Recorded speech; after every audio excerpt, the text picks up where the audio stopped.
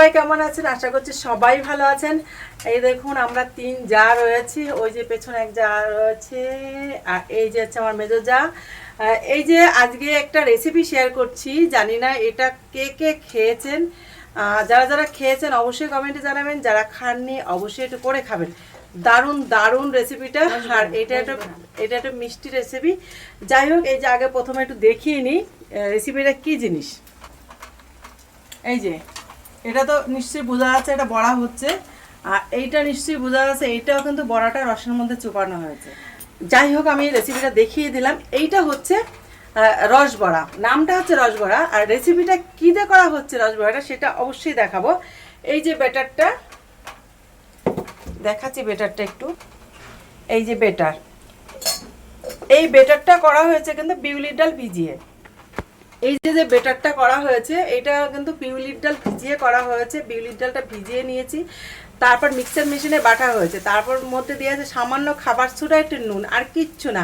Just ভালো করে ফেটিয়ে এই যে এরকম বড়ার আকারে ভাজা হচ্ছে, যে ভেজে ভেজে। আর ওইদিকে কিন্তু 30 শিরা জাল দিয়ে রাখা হয়েছিল আগে, আর একটুখানি গ্যাস সিং করা আছে, কমানো আছে।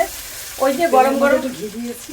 হ্যাঁ, এটা ওইটার মধ্যে এই বড়াগুলো যখনই হচ্ছে সঙ্গে সঙ্গে ওইটার মধ্যে দিয়ে দেওয়া হচ্ছে।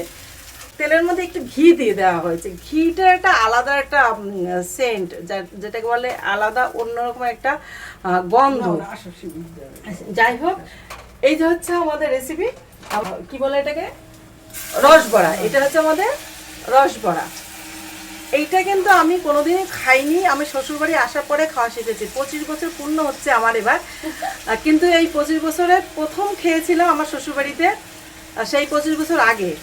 আর আমার শাশুড়ি মা যখন ছিল, আর এখন মাঝে মাঝে না, সেটা তুমি অনেকবারই করেছো, আমার মেজোজা অনেকবার করেছে, আমিও অনেকবারই করেছি।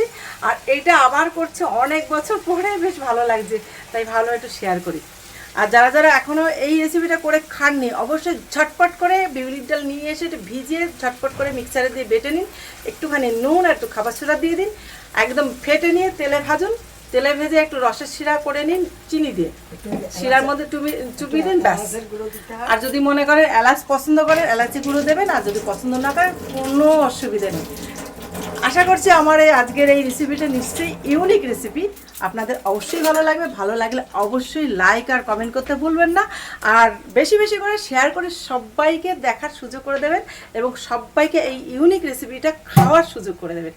ওকে, তাহলে আজকের মতো রাখছি। সবাই ভালো থাকবেন, সুস্থ থাকবেন, টাটা।